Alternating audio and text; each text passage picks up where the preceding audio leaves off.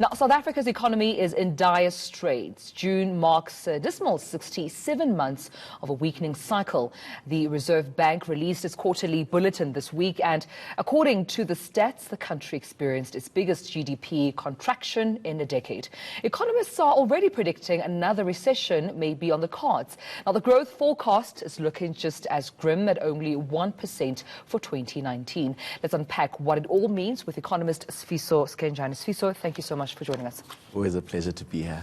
I mean, I was just having a conversation with you that I think I need some hope. And I'm not sure at this point as an expert you can be realistic, giving hope without necessarily giving false hope. Absolutely. You know, there's an absolute need for some truth serum just about the state of the economy and the vulnerabilities that are inherent in the structure of our economy. And we absolutely have to face that head on and you know, and deal with it as for what it is. You know, we see just the nature of the pain that the economy is facing right now. You know, if you look at, for example, the gross fixed capital formation numbers, which is the numbers that talk to the real investments that both government and private sector make into hard assets, and it's usually made up of machinery, it's construction, it's road. I mean, that's been declining for 5 quarters, consecutively. Right. And we saw that decline coming in the last quarter as well at 4.5. And we saw the largest contributors there being construction, residential buildings and machinery. And that makes sense when you look back and at the GDP numbers that we analyzed, and we saw that 142,000 jobs had been lost from construction alone. Right. We had seen, contraction in manufacturing as well as agriculture. And so, those numbers, in essence, I think, reinforce the realities that we were looking at in terms of when those first quarter GDP numbers came out. Yeah. Our president, Cyril Ramaphosa, is quite optimistic about job creation and boosting the economy. I think this is part of his strategy in, stimulating the economy. I mean, he mentioned it even in his State of the Nation address. He also showed action last year, just taking more active role in trying to boost the economy. But with the reality we're seeing right now, even with the retrenchments we're seeing from big corporates, with the economic slump continuing from 1949, is there hope which the president can ride on, or is it more of a gloomy picture we're seeing, or reality that is faced by the president? I mean, it is a challenge. One of the proposals the president brought to the market was that in partnership with private sector, there would be 842 billion that would be earmarked for creating something like 150,000 jobs odd. And as we just said now, that we saw in 1 quarter alone, 142,000 jobs being lost. And so if you're trying to target 150,000 jobs over a 5-year period, and you're finding yourself in an economic environment where a quarter you can shed 142,000, I think the president really needs to, I think, instill a lot more confidence in terms of the levers that he expects to pull to really influence and bootstrap the economy out of the current low growth trap that it finds itself in. Even with, for example, as I was saying, that with the gross fixed capital formation numbers, in some of the larger emerging markets, the number as a percentage of GDP is much higher than what you find in South Africa, and that requires both private sector and public sector to come to the party. If you look at the last 5 years, the private sector has been at call it an investment go slow, and not so much an investment strike. They're just not investing anymore. It's that number has been stagnant, and the additional investment has been coming from government.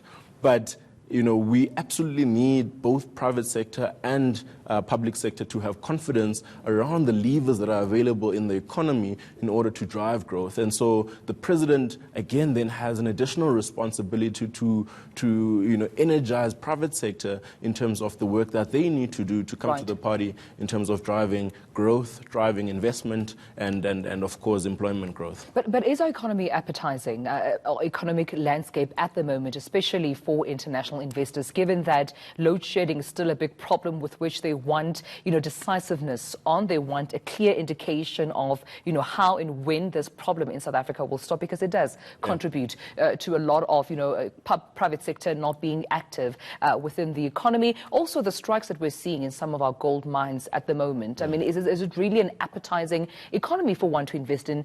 Should they come from an international investment market? Our economy is absolutely, I think, appetizing, just depending on where you want to look.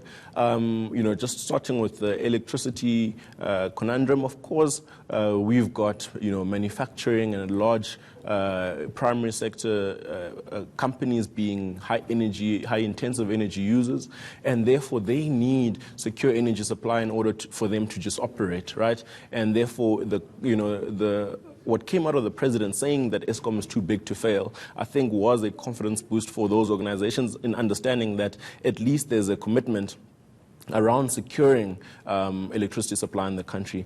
But, moving away from that and saying, speaking directly to the economic landscape and say, are there pockets in the economy that are ripe, for external investments? And there are absolutely. I mean, if you just look at our horticulture and agriculture, right, that's been net taking in jobs. We are the top in the top 5 exporters of citrus. I think we're number 2 and number 1 of grapefruit, for example. There are a lot of kind of subsectors within the agri-space, for example, that we have what we speak of as a comparative advantage, and that means that we are competitive in a global context, and we are better positioned to be able to drive those particular nodes. I mean, macadamia nuts, again, are one of the things. We're second or the third largest producer of macadamia nuts, depending on which season you're looking at. And so there are opportunities in the economy that one can be labor absorptive, and this is why I made an example with agriculture. But 2, then can create, I think, an opportunity for the economy to thrive. All right. So you're saying that there's no need for South Africans to be worried at this point in time for a recession, that there might be either a technical recession coming or just an overall recession that is hitting South Africa?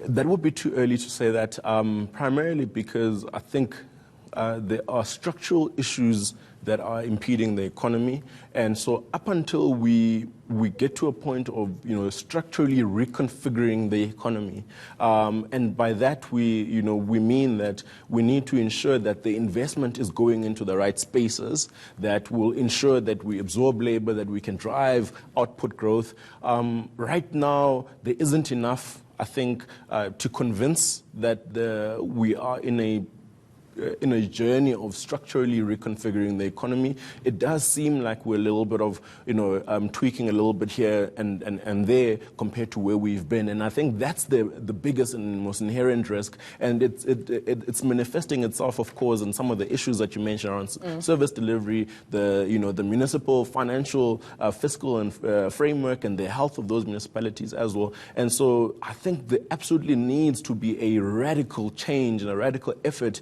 and when the president eventually came out and said, yes, now we finally believe unemployment is a crisis, and then how do you respond to a crisis? You absolutely have to respond with the energy that makes everyone else believe that you think you're dealing with a crisis. All right.